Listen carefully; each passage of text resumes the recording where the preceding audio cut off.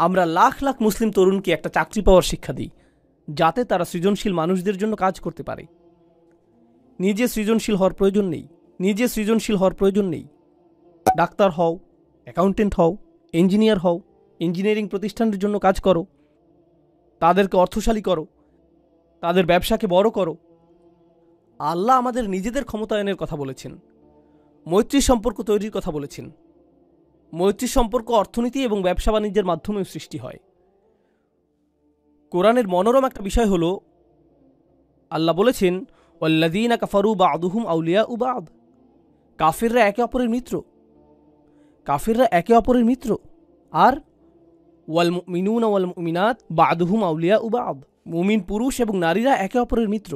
কিন্তু তিনি এই আয়াতটির শেষে বলেছেন, ইল্লাম তাফআলু তাকুন ফিতনাতুন ফিল আরদ। তোমরা যদি এটা না করো তাহলে পৃথিবীতে ফিতনা সৃষ্টি হবে। যদি তোমরা মিত্র না হও, যদি তোমরা পরস্পর সহযোগিতা না করো, যদি তোমরা বৃহত্তর প্রতিষ্ঠান এবং সমন্বিত বিনিয়োগ সৃষ্টি না করো, তাহলে পৃথিবীতে বড় ধরনের ফিতনা সৃষ্টি হবে। আমাদেরকে এখন মসজিদ নির্মাণের বাইরেও আরও চিন্তা করতে হবে। আমাদেরকে দাতব্য প্রতিষ্ঠান নির্মাণের বাইরেও আরও চিন্তা করতে হবে। আমাদেরকে শক্তিশালী ব্যবসা প্রতিষ্ঠা করতে হবে, সর্বোত্তম বিশ্ববিদ্যালয়, সেরা সব প্রতিষ্ঠান।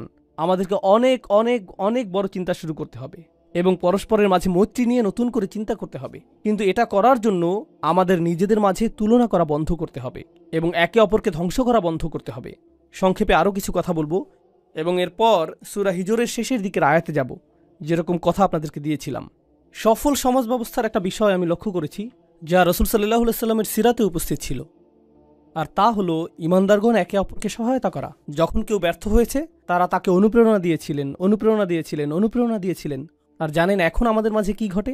যখন কেউ সফল হয়, আমরা তার সমালোচনা করি এবং সমালোচনা করা নিশ্চিত করি, যতক্ষণ পর্যন্ত না সে ব্যর্থ হয়। এরপর আমরা বাকি সকলে শান্তি অনুভব করি। সফল সমাজ ব্যবস্থা ব্যর্থ মানুষকে গ্রহণ করে এবং তাদেরকে বারবার চেষ্টা করার জন্য অনুপ্রাণিত করে, যতক্ষণ না তারা সফল হয়ে যায়। আর ব্যর্থ সমাজ ব্যবস্থা সফল ব্যক্তিদের পিছু নেয় এবং তাদেরকে সহ্য করতে পারে না, ফলে তাদেরকে নিচে নামিয়ে দিতে চায় পরস্পরের মাঝে মৈত্রী, শক্তি এবং সহায়তা সৃষ্টি করার পরিবর্তে। এ বিষয়ে প্রচুর চিন্তা শক্তি ব্যয় করতে হবে যে আধুনিক সময়ে এই আয়াতগুলো কী অর্থ বহন করছে। কিন্তু আপনাদের মধ্য থেকে যারা অভিনব কিছু করবেন, আমার উদাহরণের সেই তরুণ যুবকটির মতো যারা নতুন কিছু করবেন, যারা শুধুমাত্র প্রভাব সৃষ্টিকারী হবেন না, আপনাকে বাস্তব কিছু করতে হবে। আপনি বাস্তব সমস্যা সমাধান করতে চাইবেন। আপনাকে বলে রাখছি, উম্মার সকল সমস্যা আপনি একা সমাধান করতে পারবেন না। যখন মানুষ এসে প্রশ্ন করে, উস্তাদ কিভাবে আমরা উম্মার সকল সমস্যা সমাধান করব, এই সমস্যা শেষ হবে যখন আপনি এরকম নির্বুদ্ধিতাসুলভ প্রশ্ন করা বন্ধ করবেন, যখন আপনি বস্তুনিষ্ঠ প্রশ্ন করা শুরু করবেন। এখানে আমি একটা সমস্যা দেখছি, আমি এটা সমাধান করতে পারবো, কিন্তু এটা সব সমস্যার সমাধান করবে না। আমাদের সংখ্যা তো কয়েকশো কোটি। আমাদের প্রত্যেকেই যদি একটি করে ছোট সমস্যা সমাধান করি, কল্পনা করতে পারেন আমরা কি ধরনের উম্মায় পরিণত হব? যদি আমাদের কিছু অংশ চিকিৎসা সমস্যা সমাধান করি, আর আমাদের কিছু অংশ সামাজিক সমস্যা সমাধান করি, আর আমাদের কিছু অংশ শিক্ষা সমস্যা সমাধান করি, আমাদের কিছু অংশ রাজনৈতিক সমস্যা সমাধান করি, দেখতে পাচ্ছেন কিভাবে এটা একত্রে জমা হচ্ছে। সকল সাহাবী কি একই কাজ করেছেন, নাকি তাদের প্রত্যেকেই ভিন্ন ভিন্ন সম্ভাবনাকে কাজে লাগিয়েছেন?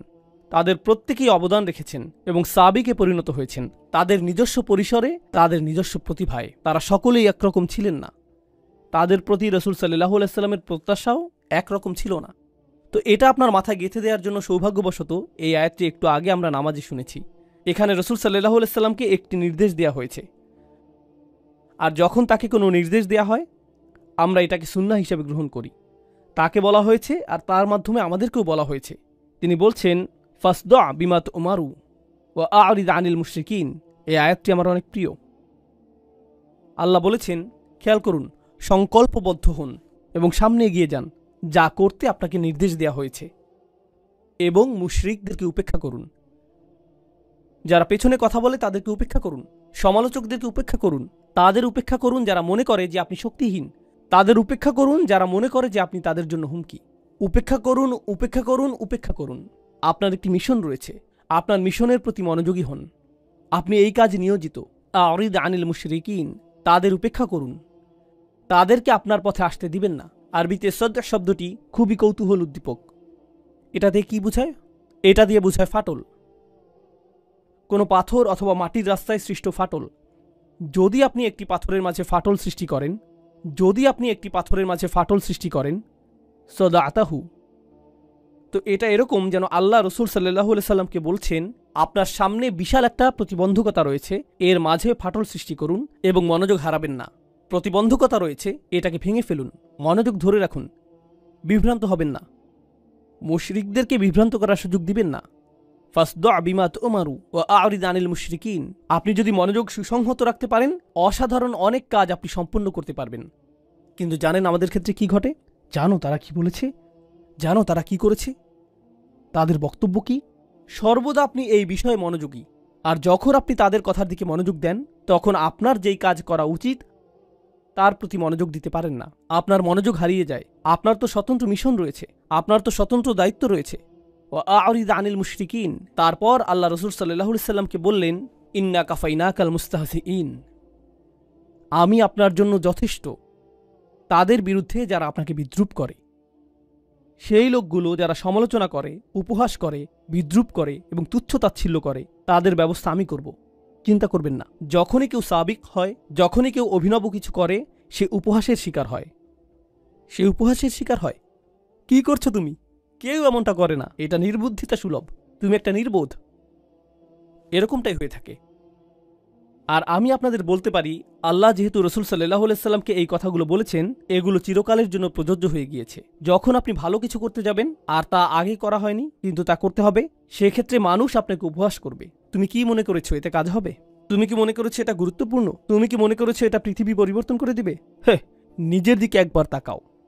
এটাই আপনাকে সবসময় শুনতে হবে। আল্লাহ এর জবাব দিচ্ছেন এবং বলছেন, ইন্না কাফাইনাকাল মুস্তাহজিইন, আমি তোমার জন্য যথেষ্ট তাদের বিরুদ্ধে যারা উপহাস করে। এটাই যথেষ্ট। আর তারপর আল্লাযীনা ইয়াজআলুনা মা'আল্লাহি ইলাহান আখার ফাসাউফা ইয়ালামুন ওয়া লাকাদ না'লামু আন্নাকা ইয়াদীকু সাদরুকা বিমা ইয়াকুলুন। আল্লাহ বলছেন, আমি এটাও জানি যে তারা যা বলে তাতে আপনার হৃদয়ে অস্বস্তি তৈরি হয়। এর আগে আল্লাহ তাকে বলেছেন যে এগুলো উপেক্ষা করার জন্য, কিন্তু তিনি তো মানুষ। তিনি এমন কথা শুনবেন যা তাকে প্রভাবিত করবে। আপনি এমন কথা শুনবেন যা আপনাকে প্রভাবিত করবে। এটা আপনাকে নিরুৎসাহিত করবে। এটা আপনার মাঝে নেতিবাচক শক্তি হিসেবে কাজ করবে। আপনারা জানেন এখনকার সময়ে মানুষ এভাবে কথা বলে, তোমার মধ্যে নেতিবাচক শক্তি রয়েছে, তাই আমি দূরত্ব রক্ষা করছি। তোমার মাঝে অনেক বেশি টক্সিসিটি রয়েছে। রসুল সাল্লাল্লাহু আলাইহি সাল্লামকে এটা বলা হয়নি যে তারা যদি আপনার অবস্থাকে বিষিয়ে তোলে তাহলে মক্কা থেকে দূরে চলে যান, কারণ আপনার আরোগ্য লাভ প্রয়োজন। তাকে তো এটা বলা হয়নি। আপনাকে বিষাক্ত মানুষগুলো থেকে দূরে চলে যেতে হবে, তাকে তো এটা বলা হয়নি। আপনি কি মনে করেন যে মক্কায় রাসূল সাল্লাল্লাহু আলাইহি সাল্লামকে নেতিবাচক কথা মাঝে মাঝে শুনতে হতো, নাকি সেটা ছিল প্রতিদিন? আপনার কি মনে হয়? প্রতিদিন। আপনি কি মনে করেন যে তাকে এটা একজন ব্যক্তি থেকে শুনতে হতো, নাকি অনেক মানুষের কাছ থেকে শুনতে হতো? কিছু মানুষ ছিল অপরিচিত, কিছু মানুষ ছিল প্রতিবেশী, কিছু মানুষ ছিল আত্মীয়, কিছু মানুষ ছিল যারা আগে বন্ধু ছিল। তিনি এটা শুনেছেন প্রত্যেক দিক থেকে, প্রতিদিন, সব সময়। তিনি সমালোচনার বাণে জর্জরিত হতেন, নোংরা আক্রমণের শিকার হতেন, সর্বদা, সব সময়। আর এখন আল্লাহ তাকে প্রস্তুত করছেন, আর তাকে প্রস্তুত করার মাধ্যমে তিনি অনাদিকাল পর্যন্ত আগত সকল ঈমানদারকে প্রস্তুত করছেন। আমি তাদের ব্যবস্থা করব। আমি জানি এটা যন্ত্রণাদায়ক, আমি জানি আপনার হৃদয় সংকুচিত হয়ে যায়, জানি এটা দুশ্চিন্তা সৃষ্টিকারী। আর তারপর তিনি তাকে সমাধান প্রদান করলেন, ফাসাব্বিহ বিহামদি রব্বিক,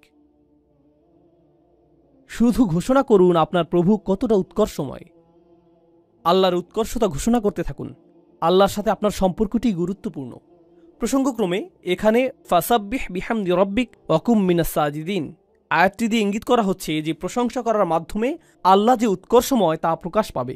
আমি একটু পরে এটা বুঝিয়ে বলছি। সিজদাকারীদের অন্তর্ভুক্ত হও। তাসবিহ এবং সিজদার কথা এসেছে। নামাজ শুরু হয় তাসবিহর মাধ্যমে এবং নামাজের শেষ অংশগুলোর একটি হলো সিজদা। রসুল সাল্লাল্লাহু আলাইহি সাল্লামকে বলা হলো যে আপনি যখন এই সকল নেতিবাচক কথা শুনতে পান, তখন আমি চাই যে আপনি কিছুটা দূরে চলে আসুন এবং নামাজে আল্লাহর সাথে কথোপকথনে মেতে উঠুন। ফলশ্রুতিতে সকল নেতিবাচক প্রভাব দূর হয়ে যাবে। এজন্যই আমি আপনাকে নামাজ প্রদান করেছি, যাতে তারা এই সমালোচনার মাঝেও প্রশান্ত থাকতে পারে।